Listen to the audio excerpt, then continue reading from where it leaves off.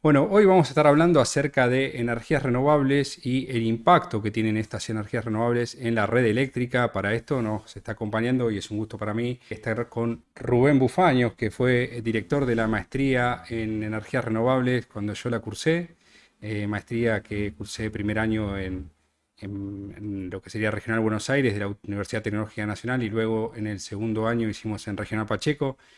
Hola, Hola Rubén, ahí sí, te sí, escucho. ahí te escucho bárbaro.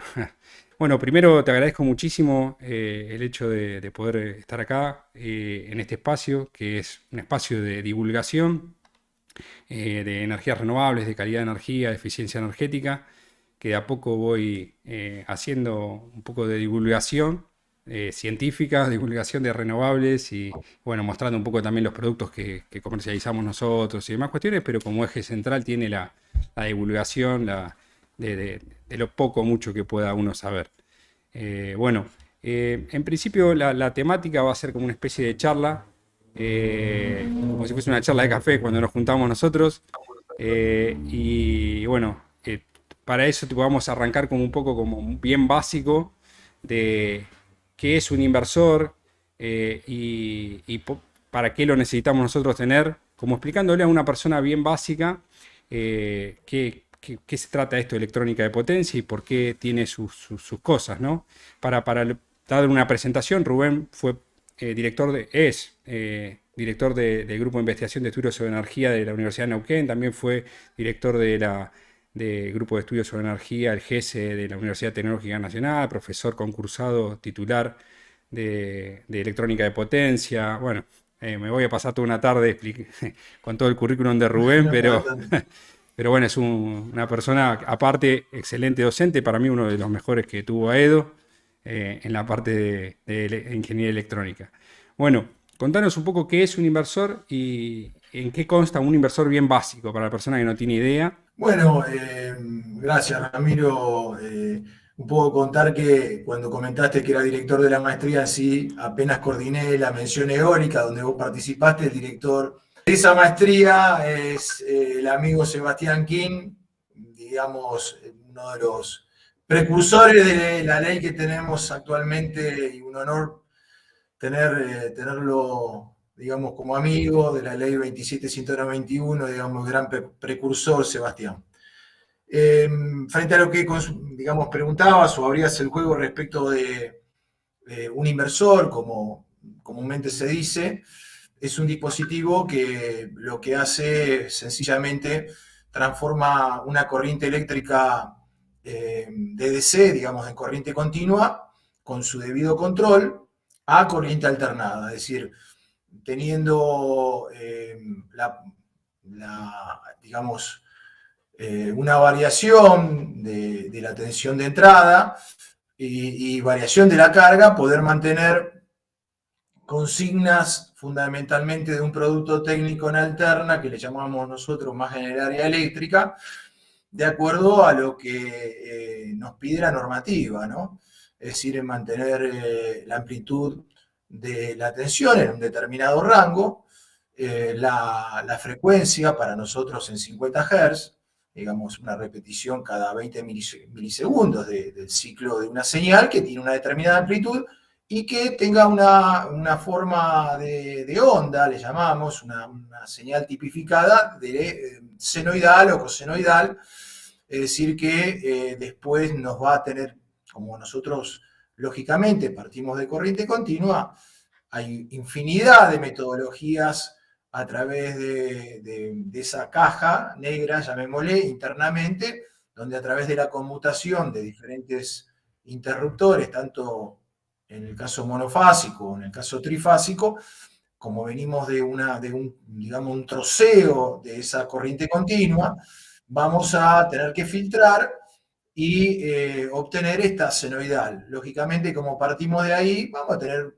un montado sobre esa que queremos, senoidal, una cantidad de espuria, llamémosle, de contenido armónico, que según la normativa tiene que tener un determinado valor respecto de la componente fundamental para que nosotros podamos inyectar energía a la red eléctrica o formar la red eléctrica. Por eso que en función de ello hay fundamentalmente tres tipos de inversores. Los que inyectan energía a la red, que sería, por ejemplo, por decir en un SMA, un Sunny Boy, un Sunny Tree Power, ellos están dedicados a inyectar energía a la red. Por tal motivo, para ellos se deben sincronizar, se sincronizan, si no, no pueden, si no tienen la red, se apagan, es decir, y no, no pueden trabajar en isla. Y después tenemos los que forman la red, digamos aquellos que en función de una referencia, de acuerdo a la red que nosotros tenemos, y que fundamentalmente parten de tener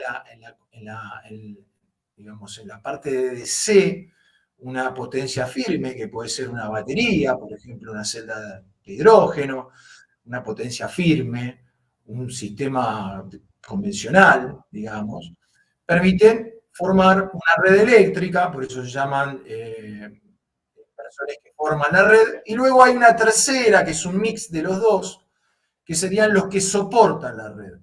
Hay sistemas que trabajan como fuente de corriente en ese tipo, o algunos que trabajan como fuente de tensión. Pero los dos grandes grupos, digamos, serían los que alimentan directamente, que sería, por ejemplo, un Sunny Boy de Los on-grid SMA, y serían los off-grid Island y sería, los híbridos, digamos, ¿no? Y claro, los Sunny Island sería, por ejemplo, uno que forma la red. Es decir, claro. hay infinidad de convertidores que forman la red y, bueno, en función de un control ya secundario, porque hay diferentes niveles de controles, pueden trabajar como esclavo o en el caso de isla, como máster, Y por digamos. ejemplo, en el caso de eólica, que vos estás súper metido, digamos, como... por ejemplo, yo podría poner un alternador y directamente conectarlo a la red. ¿Qué desventajas me traería, por ejemplo? ¿Se podría hacer o no? Claro, es decir, si yo quiero conectar, por ejemplo, un equipo, por ejemplo, que trabaje como un alternador eh, a la red eléctrica, lógicamente que se va a tener que sincronizar con la red, porque si no se producen desbalances, altos niveles de corriente que van a hacer que salten las protecciones, porque bueno, se va a generar digamos, una corriente muy elevada que va a hacer que el sistema colapse. Es decir, por ejemplo, por decir algo, ¿no? Lo que decía Ramiro, nosotros allá en uno de los primeros aerogeneradores, que más que como un alternador es una máquina de inducción, que son aerogeneradores, por ejemplo, tenemos un Micon de medio megavatio, ahora nos están dando, que él está formado por una caja multiplicadora, por un tema aerodinámico. Bueno, Ramiro sabe muy bien de esto. Es decir, estamos hablando de un aerogenerador de 500 kilowatts que tiene, no sé, un diámetro de rotor de 30 metros. Entonces la velocidad, la máquina que está acoplada, como trabaja como generador, es una máquina de inducción. Esa máquina, digamos, está acoplada directamente a la red eléctrica. O sea que La red estamos, eléctrica es la que fija la velocidad de giro de la máquina. claro, ¿Mm? estamos atados a la velocidad de giro que tiene que Claro. ser Si yo ahora utilizo un sincrónica. generador, claro, utilizo un alternador como máquina sincrónica, tengo que generar pasos de conversión. Porque lógicamente la velocidad de giro de la máquina o la tensión que yo voy a tener y su frecuencia va a depender de la velocidad de giro de la máquina y esa va a ser variable. Entonces voy a necesitar pasos de conversión a corriente continua y luego nuevamente pasar a corriente alternada, en donde yo lo que tengo que hacer, si estoy conectado a la red eléctrica, primero que todo, sincronizarme con la red. Eso se hace a través de una herramienta, un dispositivo que se llama PLL, el cual traquea o sigue la red en frecuencia y fase, porque lógicamente la inyección de potencia en fundamental va a depender de ese ángulo o diferencia de fase entre lo que existe en la red y lo que yo estoy generando con mi convertidor. Entonces, Y con ese angulito, esa diferencia, yo voy a inyectar potencia. Y con dentro, amplitud voy a manejar reactivo, ¿no? claro, dentro de lo que son los inversores clásicos que por ahí se ven más comúnmente en lo que es baja potencia, Hay distintas, a veces se escucha lo que es inversor de onda modificada, inversor de onda cuadrada, inversor de senoidal pura, que son distintas calidades. ¿Qué cambian estos inversores? Claro, como yo hace un ratito comenté, como yo parto de corriente continua, tengo que realizar un troceo digamos, de esa continua de manera adecuada, es decir, en función de eso genero lo que se llama una metodología de modulación o un arreglo de disparo de los semiconductores de potencia para obtener esa senoidal. La forma más básica, como dice Ramiro, es 10, por ejemplo, en un sistema monofásico, que tengo dos piernas con cuatro semiconductores en forma diagonal en una de las diagonales, porque si estoy alimentando con un convertidor, o lo que se llama convertidor alimentado por tensión, si pongo una de las piernas a actuar en forma conjunta, el interruptor del lado superior y del lado inferior en forma, digamos, conjunta, voy a poner en cortocircuito la componente de corriente continua. Entonces los trabajaría en forma diagonal, ¿eh? Y según cómo cierre una primer diagonal entre la parte, el interruptor superior de la primera rama y el inferior de la segunda rama, voy a obtener, lógicamente, una tensión a la salida con una amplitud respecto de una referencia. Si cierro la otra pierna, lógicamente la tensión se va a invertir respecto de la referencia, con lo cual ya voy formando un semiciclo positivo y negativo. Si eso lo hago cada 10 milisegundos, en un periodo de 20, estoy obteniendo una onda cuadrada a la salida con la tensión de continua de entrada o la corriente de continua de entrada. Eso es lo más básico. El inconveniente que tenemos aquí, tenemos una ventaja, Muy si yo barato hago y eso, simple. claro, y la ventaja de que tengo un gran aprovechamiento en el primer armónico, se llama, de la tensión senoidal de la componente de continua. Es decir, es lo máximo que se puede aprovechar, que en donde la amplitud es 4 sobre pi, 1.22 el valor de la componente de continua. La amplitud, hablo, de la primera armónica. Pero tengo, digamos, una onda cuadrada que tiene infinitos armónicos, y encima los armónicos importantes en nivel, en amplitud, respecto del primer armónico. Yo tengo una distorsión armónica, que es una comparativa entre, digamos, todos esos armónicos, sacando el principal, dividido el principal, digamos, hago una ponderación. Si yo hago eso, tengo, digamos, casi un 50% de distorsión armónica. Digamos, el valor ese da 0,484 y, bueno, y algunos decimales más. ¿Qué pasa? Eso es una distorsión del 50%. Más allá del nivel alto de distorsión de por sí, el problema más complejo que tengo es que los armónicos están en frecuencia muy pegaditos al fundamental. Entonces los requerimientos de filtrados son muy importantes, máxime si yo quiero trabajar en potencia, lo que hace que el sistema sea, no digamos inviable, más allá de todos los problemitas que tengo de lo que estoy comentando, hace prohibitivo su uso en grandes potencias. O son sistemas, digamos, para manejar, Cosas digamos, chiquitas. cosas pequeñas y aisladas. Claro, Después, claro. bueno, van apareciendo más complejidades con sistemas, como dice Ramiro, cuasi senoidales, donde, bueno, voy modulando digamos, ese ancho de pulso, con lo cual, lógicamente, voy a perder un poco de capacidad de aprovechamiento del nivel de corriente continua de DC, lógico, porque Claro. si yo, por ejemplo, tomo un angulito de 30 grados a cada lado, eh, estoy eliminando el tercer armónico, que es el que, digamos, más pesa, y los múltiplos impares de 3. Con lo cual ya la distorsión la baja un 30% en ese cuasi senoidal, como dice Ramiro. Claro. ¿Eh?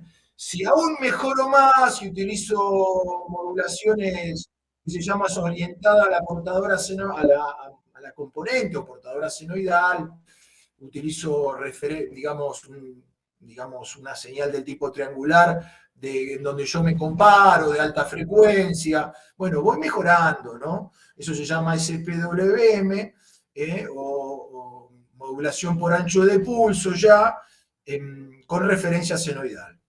Y otra Y pregunta puedo que, llegar hasta...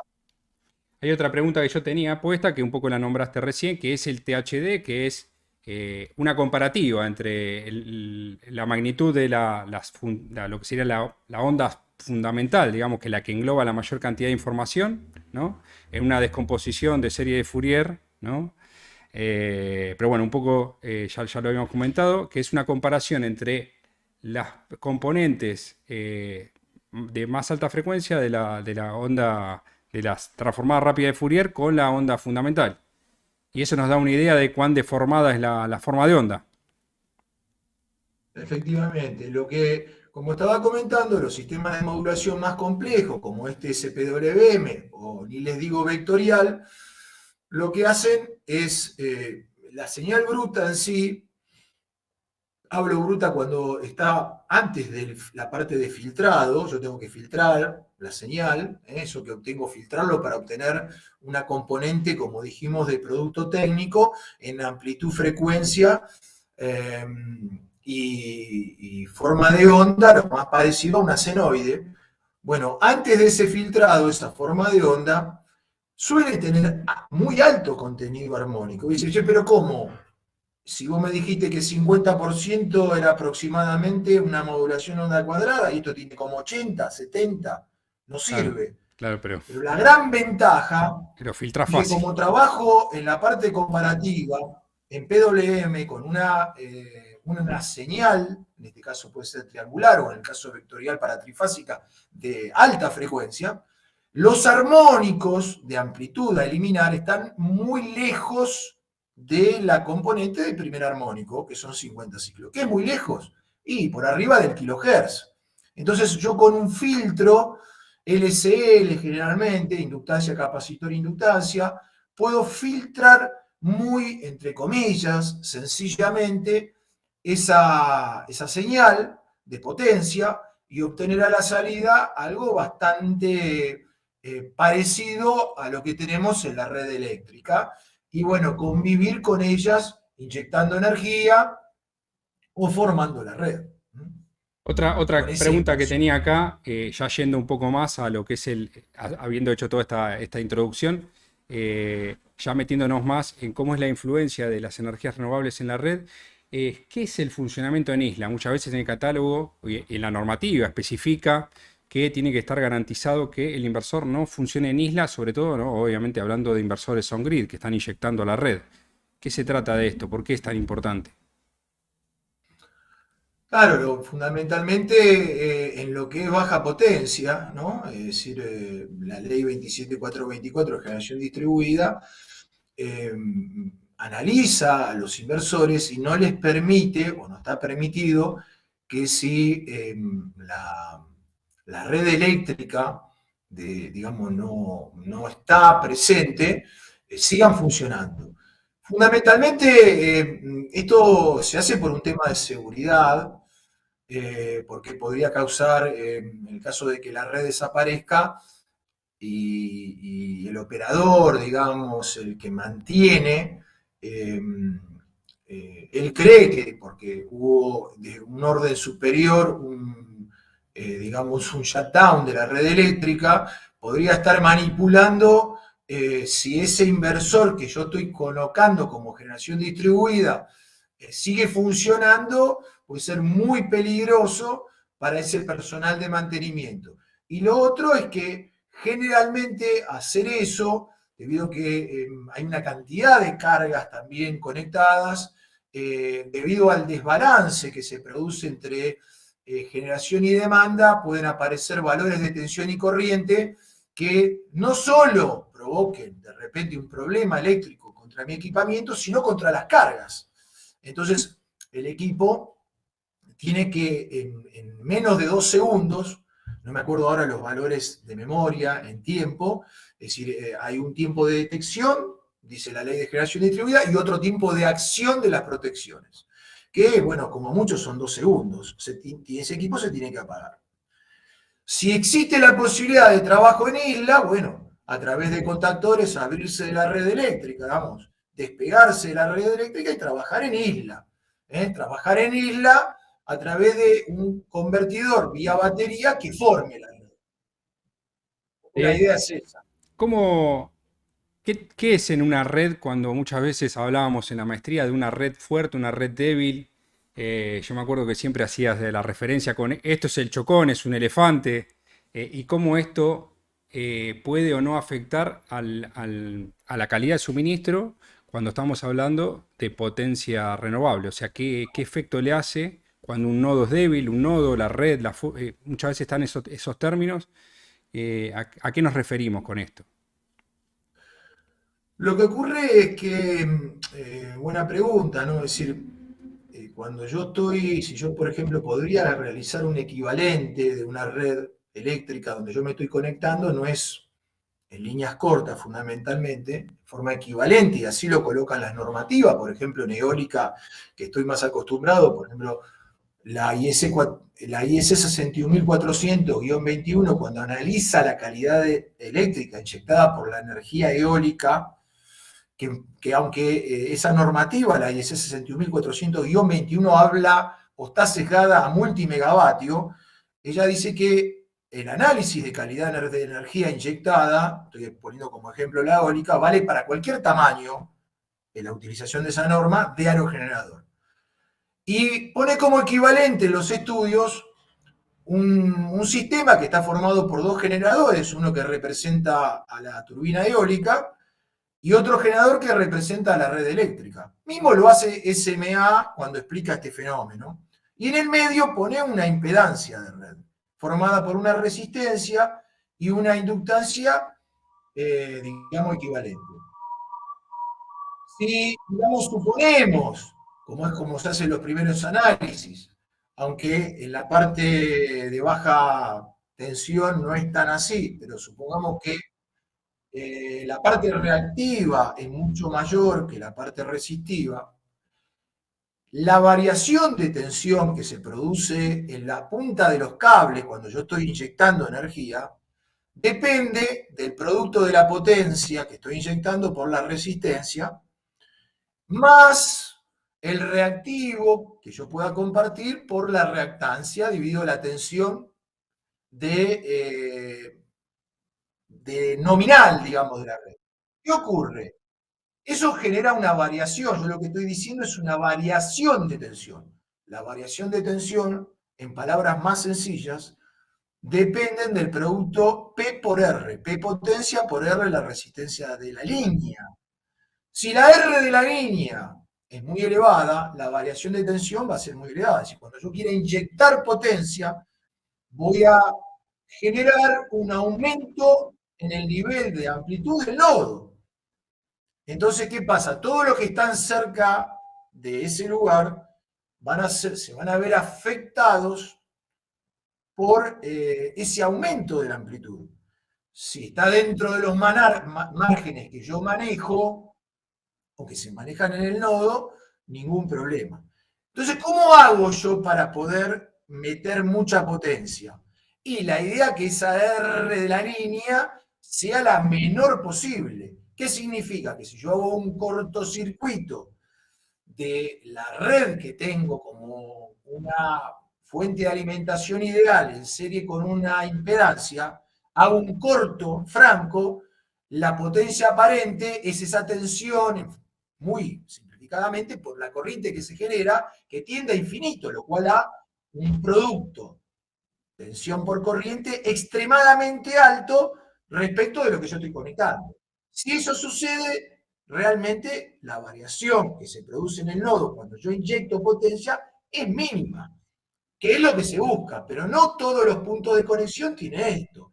Fundamentalmente cuando trabajo en baja tensión Punta de y línea. en los extremos de las líneas.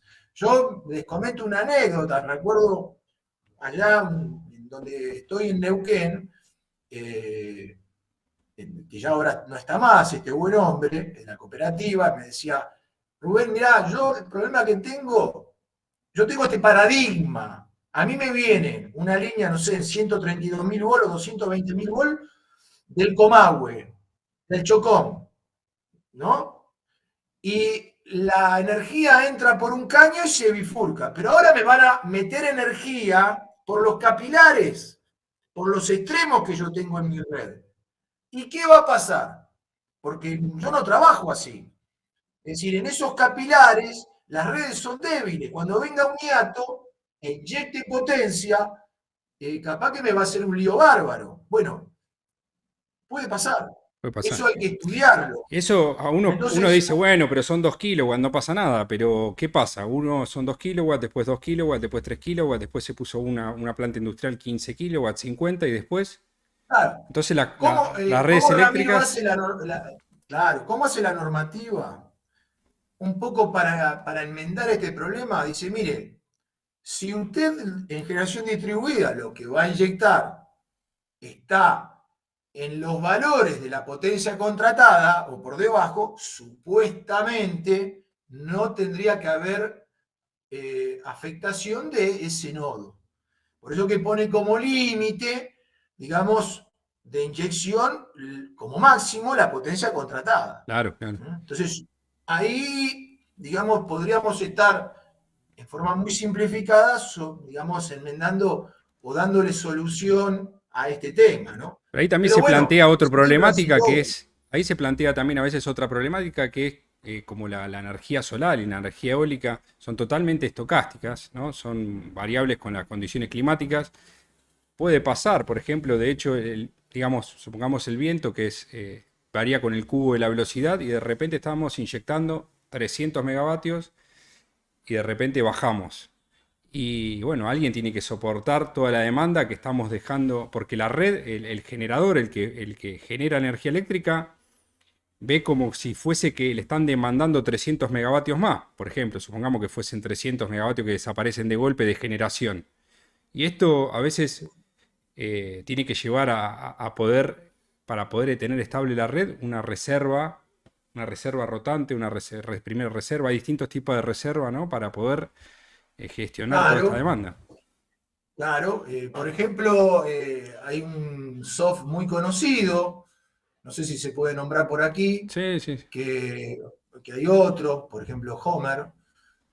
Homer lo que hora a hora, porque hace un análisis energético, vas realizando o haciendo lo que dice Ramiro. En el soft yo pongo restricciones que tienen que ver con una comparativa de valores o de, digamos, de diferencia entre reserva operativa y necesaria que no se van cumpliendo hora a hora. Eso es cuando la reserva necesaria supera la operativa, hora a hora. Es decir, si la reserva necesaria, y ahora digo que es, supera la reserva operativa, esa diferencia de potencia en hora, esa energía, se suma a lo largo del año. Se divide por la demanda.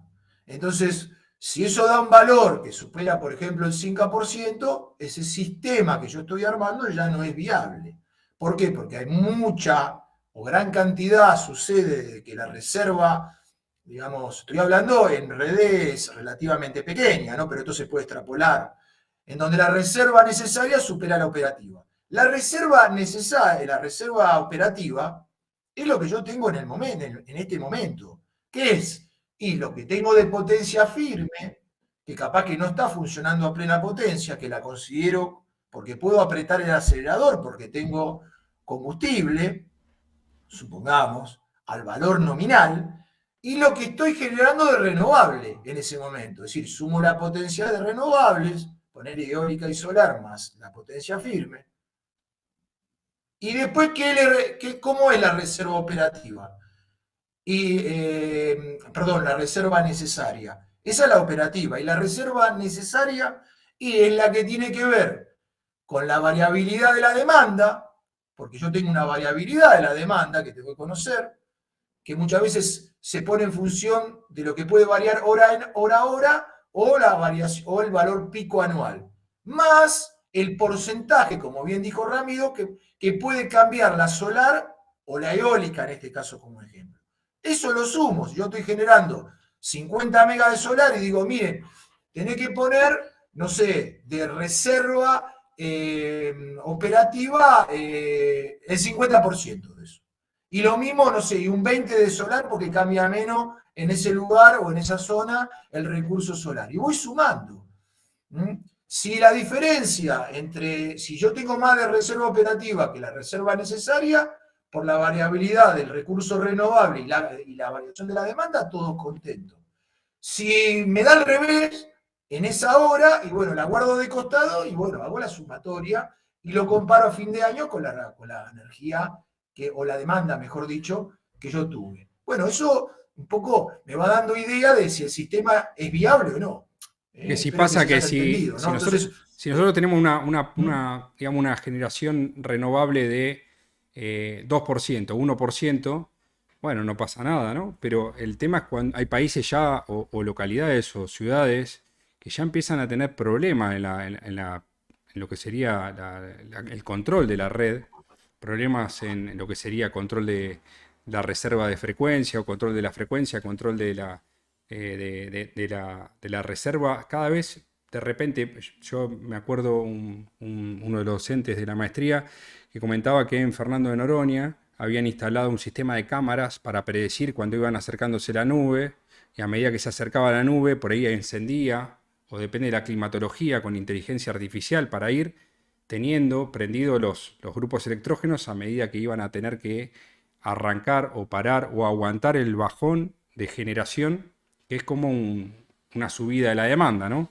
Aguantar ese bajón para no tener un blackout, no tener una caída del sistema, porque el sistema trabaja, podemos tener, ¿no?, ultracapacitores, podemos tener para lo que es la reserva en frecuencia, podemos tener baterías para una pequeña porción de energía, pero después cuando hablamos de sistemas grandes para lo que es control de una red eléctrica grande, batería ya no es viable, digamos, hay que tener la reserva en tiempo real con una potencia importante.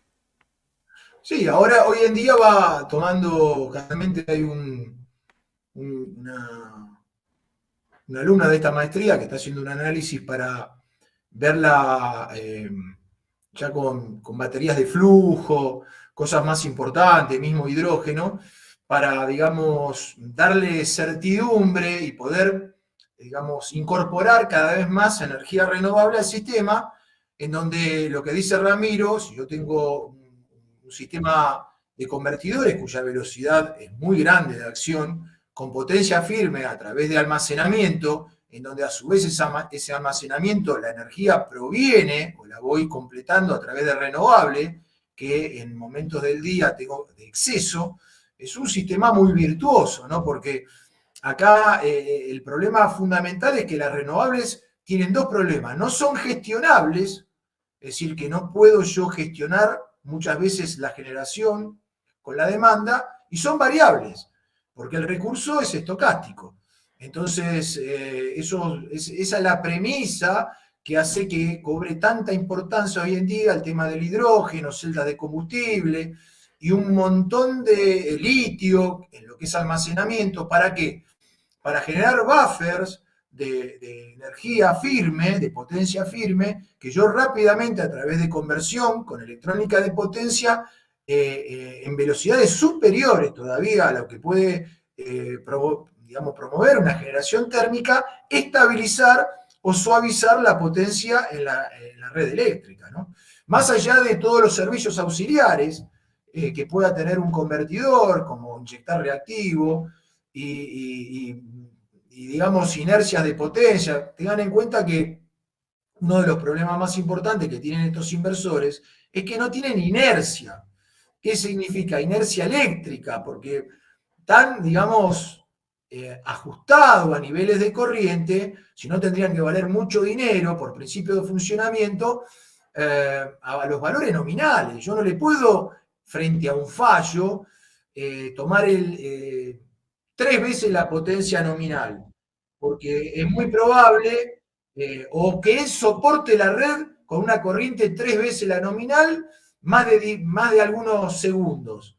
Y porque va a colapsar, ese convertidor va a dejar de funcionar, va a fallar. En cambio, los sistemas fundamentalmente con generación sincrónica, a través de lo que se llama los bobinados amortiguadores y un montón de otras cosas que no nos vamos a meter ahora para no complicarla, permiten de repente, digamos, te entregan en un fallo lo que entre comillas, pidas. Es decir, tienen gran inercia, fundamentalmente por el sistema rotante. Entonces, tenemos que ir balanceando en un sistema eléctrico estas posibilidades. Una batería podría promover eso. Es decir, una batería de plomo ácido que he trabajado muchísimos años, vos la ponés en cortocircuito y te entrega Claro, todo lo que le pidas. claro, sí, sí, Pero el eso. tema es que eso tiene que pasar por un convertidor, Claro. donde hay Pero, por llaves ejemplo, ¿no? electrónicas Hay y algunos monitores. países que están, por ejemplo, haciendo trabajar a un sistema por debajo de su potencia que podría estar entregando para que tenga una pequeña reserva en algún caso. Por ejemplo, puedo hacer trabajar a un Eh, generador eólico no en su punto de máxima potencia, sino un poco por debajo para que eventualmente yo le pueda pedir y me pueda entregar más potencia o un sistema solar sí, por pero el debajo. tema que estamos desaprovechando, Claro, lógico, claro, claro. capacidad de venta de energía. Si Exacto, esa posibilidad a mí me la pagan exacto. y, El tema es bueno, quién entramos paga en esa juego. reserva también, ¿no? Porque siempre las Claro, es renovables decir, quieren estar 100% despachadas y a la vez lo que tengo te lo doy y vos aguantate cuando yo te dejo de dar. Tenés que estar claro, por algo ejemplo, ahí aguantando. lo que dice Ramiro, porque es muy rápido, por ejemplo, el árabe de un aerogenerador eólico, vos tenés que el paso de pala son 5 grados por segundo. Es decir, y Ramiro, que es aeronáutico, 5 grados en el movimiento de un perfil alar, se cae el avión. Entonces, hacemos un lío bárbaro.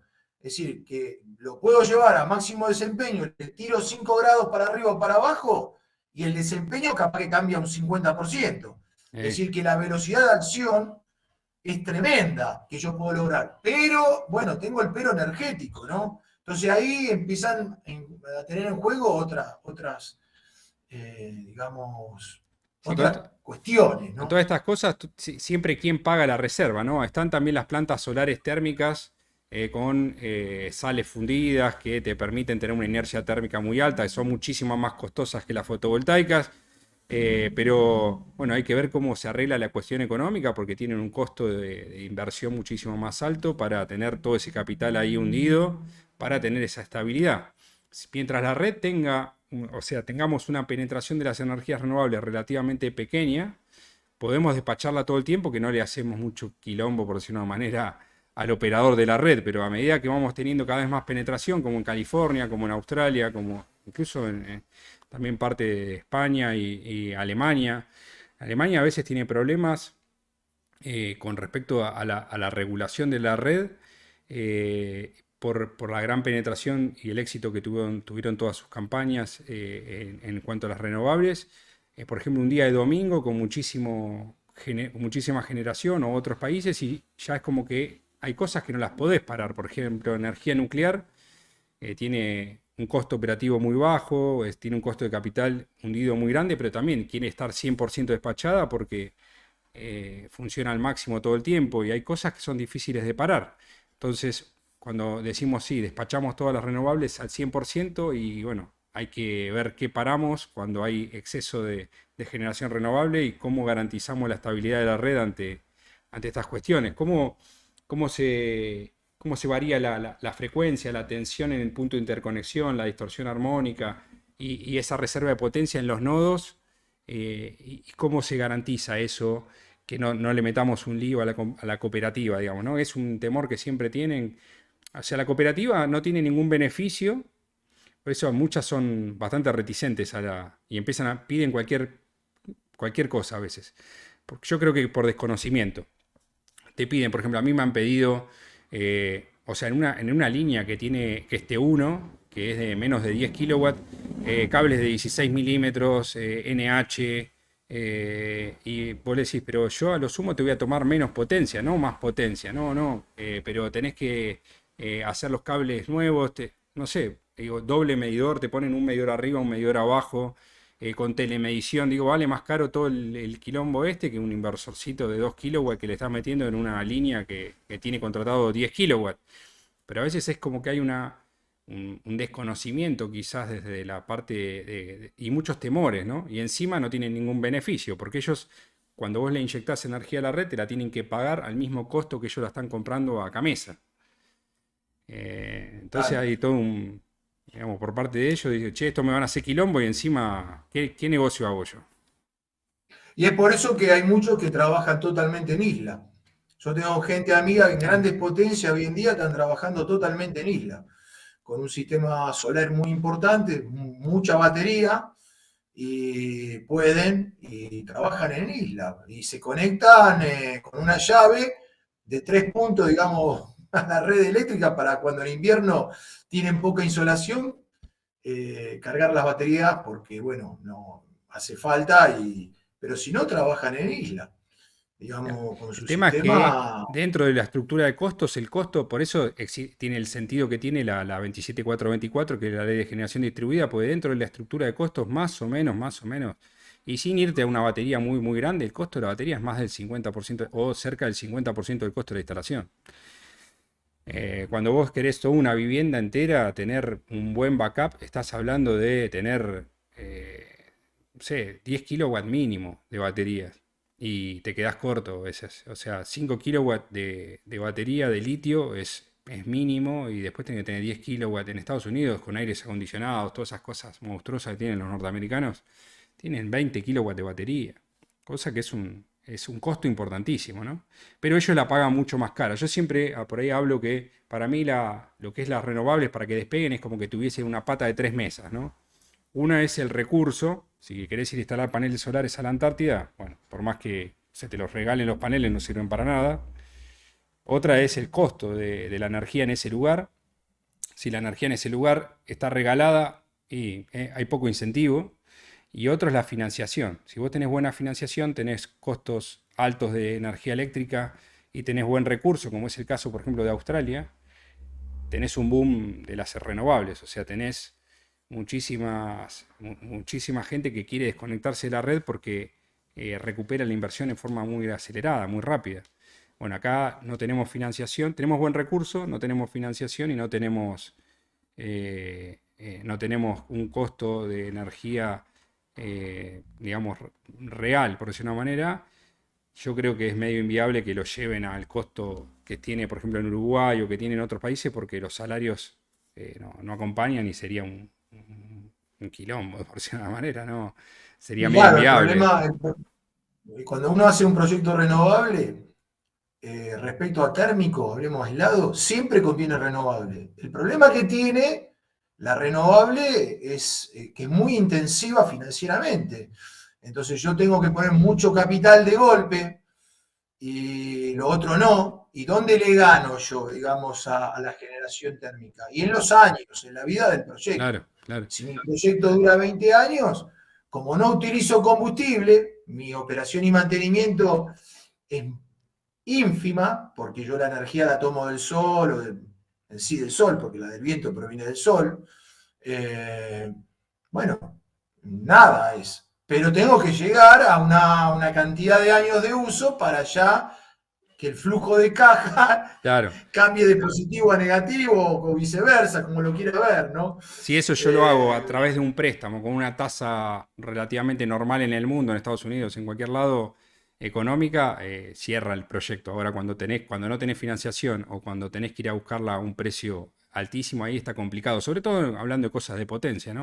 Acá preguntan, por ejemplo, cómo son los generadores eólicos que se generan en alterna a la frecuencia de la red. Bueno, eso depende del tamaño, ¿no? Hay los pequeños, la eólica pequeña convierte todo, como trabaja en frecuencia variable, por ejemplo, no hay distintas maneras, ¿no? Pero el que desarrollamos ahí en el laboratorio, que es uno de imanes permanentes, en un PMSG, sería con varias bobinas, tiene otra frecuencia que no es la de la red, y para poder hacerlo andar en forma óptima, digamos, tiene una frecuencia variable. Entonces tenés que convertir todo eso a continua y con eso normalmente cargas baterías. Ahora, los que son grandes, los generadores grandes, no hacen esa, o sea, lo hacen, pero no cargan baterías, digamos, ¿no? Convierten toda una barra de continua y de la barra de continua invierten y tienen un inversor para generar la potencia, ¿no, Rubén?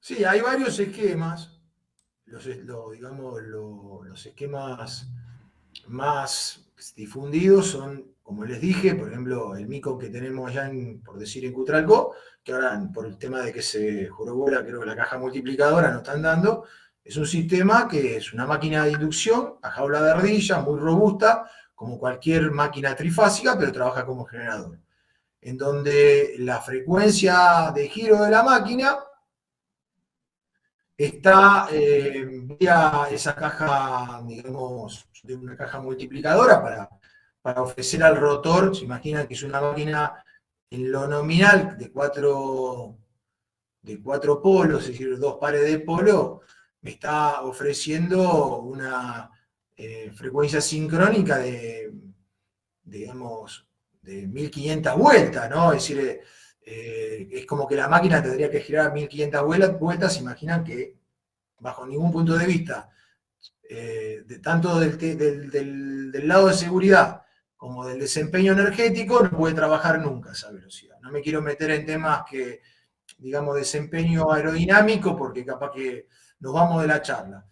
Pero tiene que girar a menos de 50 vueltas. Entonces hay una caja multiplicadora que lo que hace, de acuerdo a la frecuencia de la red, 50 ciclos, 1500 vueltas, que no la puedo mover, porque si no estaría moviendo la frecuencia de la red, porque el sistema está directamente ligado a la red eléctrica, y su potencia es, digamos, mucho, pero mucho más pequeña que la de la red.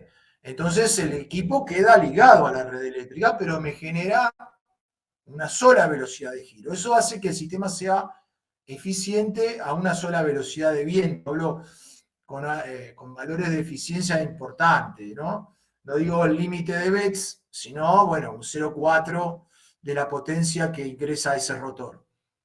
¿Qué ocurre? Esa máquina que tenemos nosotros para poder tratar de hacer un mix es de polo conmutable, lo que hace que, bueno, mejoremos esa condición. Ese es un tipo de máquina. Después están las máquinas estas de inducción, pero que tienen un control por la parte rotórica, es decir, que ya deja de ser una máquina de jaula de ardilla y tiene el rotor bobinado. Del lado del rotor, que son la mayor cantidad de máquinas que se instalaron en el país. Esa máquina se llama generador de inducción doblemente alimentado. Entonces controlan la velocidad de giro de la máquina a través de la parte rotórica. Y hay una tercera, que por ejemplo es la máquina de IMSA, las máquinas que tiene IMSA, no sé, Goldwing, en donde, como dice Ramiro, se trabaja con Enercon, con generador sincrónico, con polos alimentados como Enercon, o con imanes permanentes como IMSA.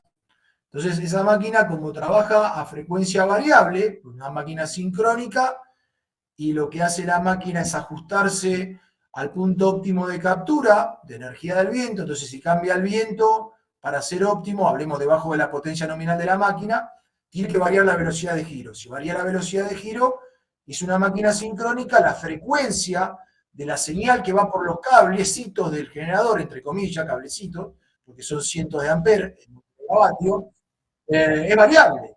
Y yo en la red tengo frecuencia constante.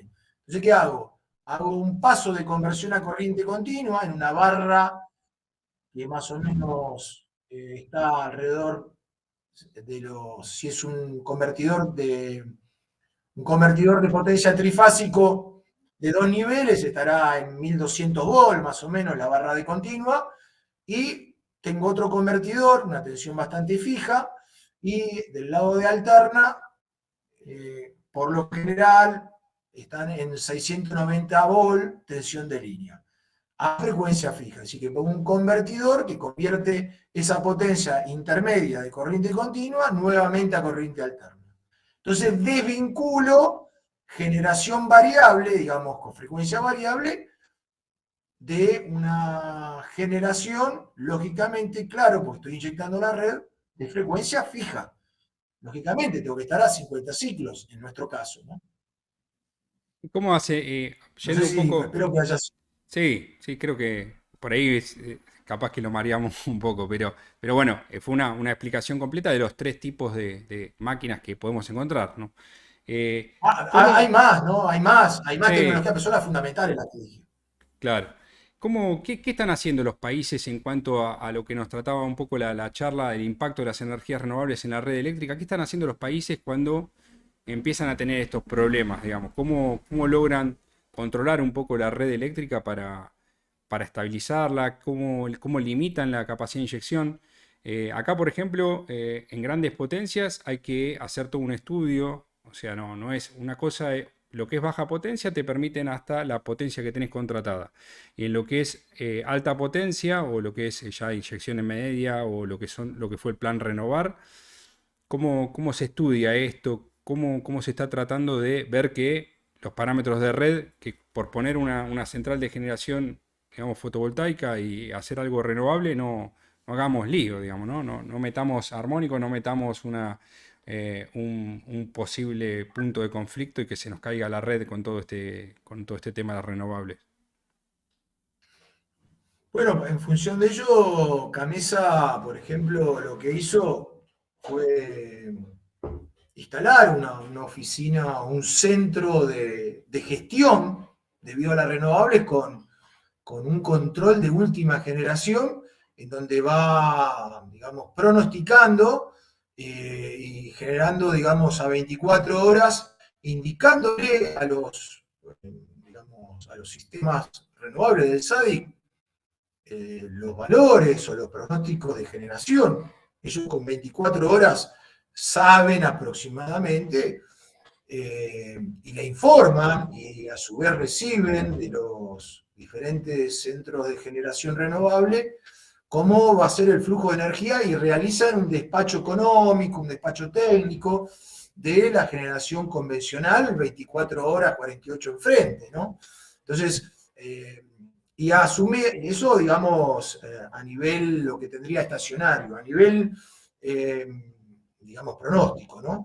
A nivel, después, instante a instante, bueno, existen reservas primarias, reservas secundarias, terciarias, depende de la velocidad de acción de cada generación fundamentalmente térmica, que permiten, digamos, y mismo con sistemas de protección, controles automáticos de desconexión de DAC, que es lo que se llaman, desconexión automática de generación o desconexión automática de demanda, digamos, ¿para qué? Pues, digamos, tratar de que fundamentalmente la frecuencia eh, de la red, digamos, en lo que se llama drop control, digamos, un control en caída, eh, sea digamos, lo más estable posible dentro de los 50 Hz más menos un Hz. Digamos, la frecuencia acá es fundamental porque colapsa el sistema. Ahí Ya se cae después todo. el control de tensión es más local, Claro, que claro. generalmente se hace a través de compartir reactivo.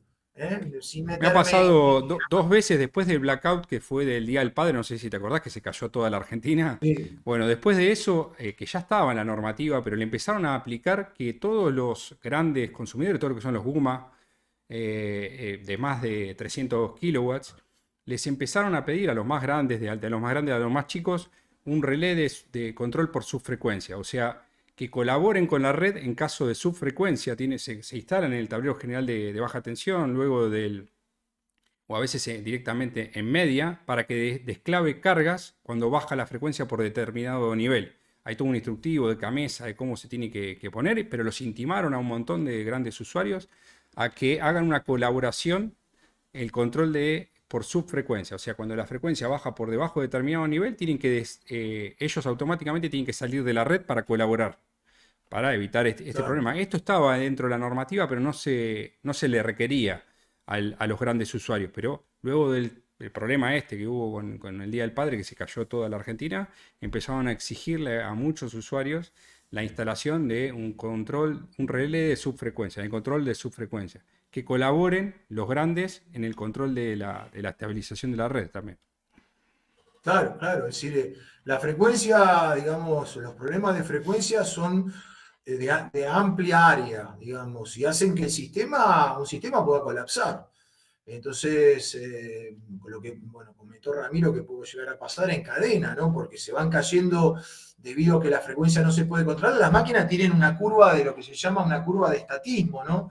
Que es una curva dependiente negativa, por eso se llama Drup Control, en donde yo tengo, digamos, una frecuencia central a una determinada potencia, ¿no? La potencia tiene que igualar la demanda, y si se cae la frecuencia, Tienen que desconectar la generalmente máquina. eso, Se quema todo. si se cae la frecuencia hay que inyectar potencia, Claro. digamos, generalmente los sistemas que, digamos, los grandes generadores sincrónicos de máquinas convencionales tienen una curva bastante plana.